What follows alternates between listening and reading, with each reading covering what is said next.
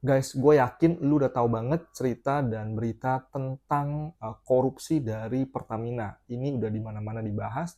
Nah, ini gue jadi terpikir akan sebuah hal, yaitu gimana sih atau apa yang harus dibutuhkan atau skill set apa yang harus dimiliki untuk bisa melakukan kegiatan mega korupsi tersebut.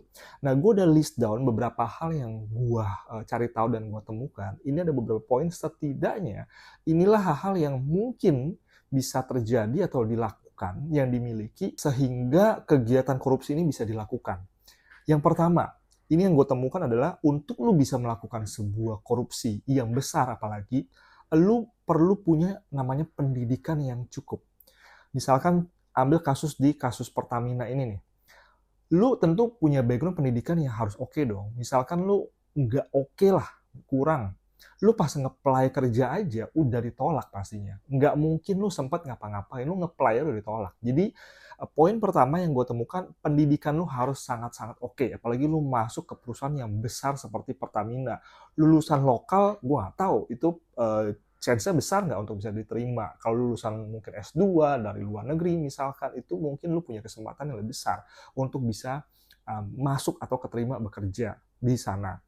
Yang kedua yang gue ketemukan adalah kalau lu pengen melakukan kegiatan yang kurang terpuji tersebut, lu perlu punya performa kerja yang cukup atau yang oke banget lah. Tujuannya kenapa? Biar lu nggak dipecat. Nih lu udah masuk nih kerja, lu tentu punya KPI dong dalam bekerja. Nah ini KPI lu perlu penuhi, lu perlu mencapai dan lu perlu lakukan itu bertahun-tahun sehingga lu bisa poin ketiga berikutnya adalah mencapai atau mempunyai posisi tertentu atau jabatan tertentu yang strategis. Jadi lu perlu kerja dari bawah nih, lu kerja KPI, perform baru akhirnya lu diangkat atau diberikan sebuah jabatan yang strategis.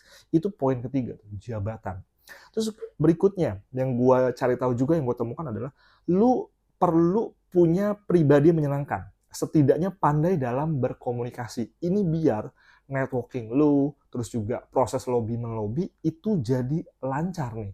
Kalau lu pribadi yang nggak disukai, atau lu orangnya terlalu ego, atau terlalu idealis, atau terlalu ekstrim kanan atau kiri, lu mungkin tidak akan menyenangkan dan tidak akan mudah diterima oleh orang-orang tertentu. Jadi ini penting juga, lu perlu punya pribadi yang menyenangkan dan juga perlu pintar dalam komunikasi. Nextnya yang gue temukan adalah lu perlu bisa namanya time management yang bagus dan proper tentunya. Ya, iya, lu kan misalkan office hour nih, lu harus bisa kerja dong dengan baik, dengan proper. After office hour, lu harus menyusun banyak hal dong. Tentunya lu harus bisa memanage itu juga, punya time management. Belum lagi di weekend, belum lagi waktu dengan family dan sebagainya.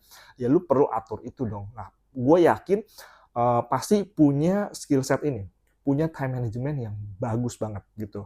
Kemudian berikutnya adalah money management. Ini kan kalau dari berita yang gue pelajari, yang gue baca, ini kan tidak hanya sekali ini, sudah bertahun-tahun. Kemungkinan kan sudah ada inflow yang diterima. Nah, gue melihat bahwa perlu punya skill ini, money management. Lu nggak mungkin dong tiba-tiba ada duit gepokan, cek, masuk gitu kan ke rekening, tapi lu nggak optimalkan dan lu nggak apa-apain. Tentunya lu perlu bisa memanage bagaimana uang itu berputar sehingga mampu masuk ke rekeningnya lu. Berapa kali, berapa banyak, itu lu perlu atur itu semua. Jadi manajemen, money management itu juga skill set yang penting. Nextnya, pribadi ini tentu harus sangat smart karena harus mampu ya menemukan celah di antara ini seluruh ekosistem, seluruh proses kerja yang ada, SOP yang ada, dia harus bisa menemukan celahnya. Artinya dia harus smart, harus bisa melihat itu dari helikopter view. Nah, banyak orang itu nggak punya kemampuan ini. Dikasih kerjaan fotokopi, ya fotokopi gitu kan. Kemudian disuruh misalkan ngerjain sesuatu hal, ya udah dia kerjain aja gitu. Tapi sangat sedikit orang yang mampu punya helikopter view, punya kemampuan ini, berpikir kritis dan melihat segala sesuatunya, bahkan lintas mungkin divisi atau cross departemen. Nah, itu satu hal yang perlu dimiliki juga. Nextnya, dia harus punya kemampuan delegasi yang baik. Nah, karena tentunya kan urusannya banyak orang dan harus rapi. pasti dia harus bisa delegasi dengan baik. Lu kerjaan ini, lu kerjaan ini, lu melakukan ini, melakukan itu, kapan waktunya, dan sebagainya, detail-detail lainnya tentu harus bisa punya skill set delegasi yang baik. Kalau lu nggak ada jam terbang, susah nih untuk bisa delegasi. Kemudian nextnya, berpenampilan menarik. Ini udah pastilah di awal banget tentunya untuk bisa masuk aja pun lu tentu harus punya berpenampilan yang menarik. Next gue juga temukan adalah public speaking. Ya ini terkait dengan poin yang tadi, yang communication skill. Dia perlu bisa public speaking. Karena kan jabatan strategis lu harus berhadapan dengan banyak orang. Mungkin harus bisa presentasi. Wah kalau buat gue introvert, presentasi dilihatin banyak orang, gemeter gue.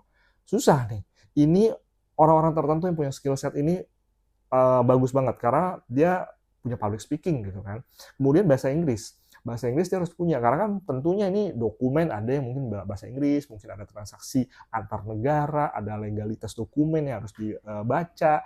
Nah ini tentunya kan mayoritas kalau perusahaan-perusahaan gede kan ada dokumen bahasa Inggrisnya, apalagi transaksi dengan luar kan. Nah kemampuan bahasa Inggris otomatis ini juga harus dimiliki. Nextnya adalah dia harus punya kemampuan administratif yang rapi. Kalau orangnya sanguin, atau dia mungkin ceroboh, atau mungkin dia orangnya lupaan, nah ini susah nih. Misalkan habis nyimpen dokumen tertentu, dokumennya nggak tahu taruh di mana. Atau dia harus mengeluarkan sebuah statement tertentu, dia lupa habis keluarin statement tersebut. Atau menyuruh kerjaan atau melakukan apa, lupa. Nah ini susah. Ya, jadi dia pasti punya sebuah sistem administratif yang rapi banget, baik untuk dirinya ataupun untuk sekitarnya. Terus juga harus punya skill set paham tentang ekonomi makro dan juga paham tentang politik dalam negeri. Harus tahu nih, kalau harganya sekarang, gue transaksikannya sekarang harganya segini, kalau besok segini, kalau lusa segini. Momen terbaik harus bertransaksi seperti apa, terus juga tahu nih regulasi peraturan dalam negeri seperti apa, politiknya juga seperti apa. Kalau gue melakukan langkah A, apa yang akan terjadi, langkah B, apa yang akan terjadi, mungkin isu juga di sekitar seperti apa, itu harus bisa melihat hal seperti itu juga. Next yang gue temukan adalah harus sehat secara jasmani. Kenapa? Misalkan dia di diagnosa hidupnya tinggal 3 bulan lagi, 6 bulan lagi, boro-boro mikirin korupsi, yang dia pikirin pasti gimana cara gue sembuh, atau apa yang harus gue lakukan di waktu-waktu terakhirnya gue. Jadi, dia pasti sehat secara jasmani. Karena apalagi nih udah periode yang katanya udah bertahun-tahun ya. Nah, terakhir yang gue temukan adalah dia punya skill set risk management.